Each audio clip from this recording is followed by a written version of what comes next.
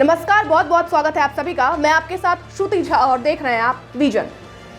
आगामी चुनाव आते आते बीजेपी से कई नेता तो ऐसे जा रहे हैं जैसे पूरी प्लानिंग के साथ कई दिनों से इंतजार कर रहे थे।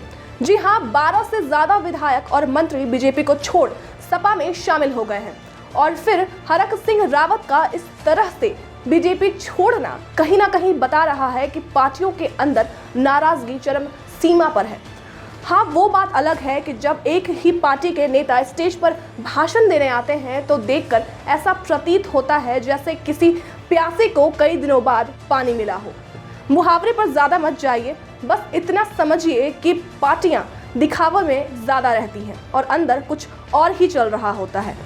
जी हाँ, भारतीय जनता पार्टी ने उत्तराखंड मंत्रिमंडल और अपनी पार्टी से 6 साल के लिए हरक सिंह रावत को निकाल दिया है। दरअसल हरक सिंह रावत के कांग्रेस में शामिल होने की खबरों के बीच बीजेपी ने उनके खिलाफ ये कदम उठाया है। उत्तराखंड के मुख्यमंत्री पुष्कर सिंह धामी ने कहा है कि हरक सिंह रावत अपने परिवार को टिकट दिलाने को लेकर जबरदस्ती कर रहे थे। हमारी पार्टी में वो आए, उन्होंने विकास के मामले में जो कहा हमने किया, लेकिन हमारी पार्टी वंशवाद से दूर है और सबका साथ और सबके विकास के साथ चलने वाली पार्टी है। कई बार उनकी कुछ बातों से हम असहज भी हुए। साथ ही अब एक परिवार से एक ही व्यक्ति को टिकट दिया जाएगा। आपको बता दें, हरक सिंह पर आरोप है कि हरक सिंह रावत पार्टी पर 3 टिकट देने का दबाव बना रहे थे। वह पार्टी से खुद को टिकट देने के अलावा अपनी बहू और अपनी एक समर्थक को टिकट देने की मांग कर रहे थे, लेकिन पार्टी हरक सिंह रावत के आगे बिल्कुल नहीं झुकी और उल्टा उन्हें मंत्रिमंडल से बर्खास्त कर दिया और पार्टी से भी 6 साल के लिए निलंबित कर दिया गया है। साथ ही बीजेपी को ब्लैकमेल करने का आरोप भी हरक सिंह पर लगाया गया है।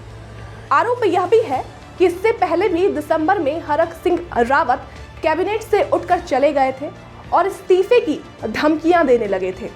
तब राज्य सरकार ने उनकी मांग मानते हुए कोटद्वार में एक मेडिकल कॉलेज को मंजूरी दे दी थी, लेकिन इस बार हरक सिंह रावत की मांग और ज्यादा बढ़ गई, जो पार्टी को कतई स्वीकार नहीं थी।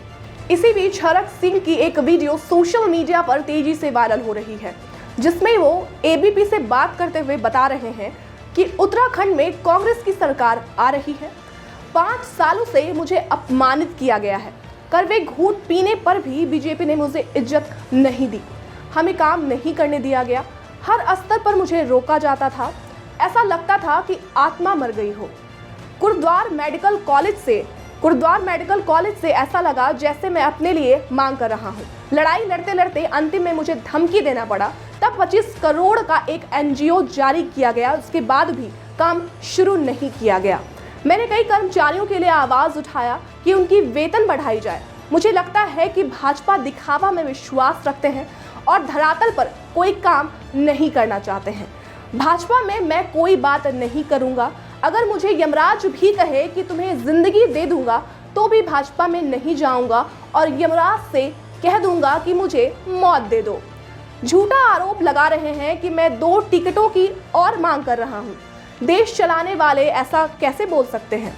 मैंने तो चुनाव से लड़ने के लिए साफ मना किया था, इसलिए मैंने कहा कि मेरे अलावा मेरी बहू को टिकट दे दो। अमित शाह के एक बार बुलाने पर मैं कांग्रेस छोड़ आया, लेकिन फिर भी बीजेपी ने मेरा साथ, इसलिए मैंने कहा कि मेरे बजाय मेरी बहू को टिकट दे दो। अमित शाह के एक बार बुलाने पर मैं कांग्रेस छोड़ आया, लेकिन फिर भी बीजेपी ने मेरे साथ ऐसा किया।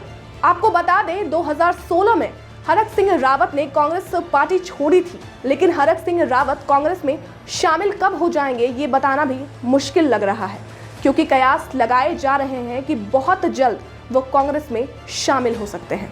बहरहाल, आप इन मुद्दों पर क्या कुछ सोचते हैं, कमेंट बॉक्स में जरूर बताएं। नमस्कार। ये थी इस खबर के पीछे की पूरी जानकारी। ऐसे ही और वीडियो को देखने के लिए सब्सक्राइब करें विजन।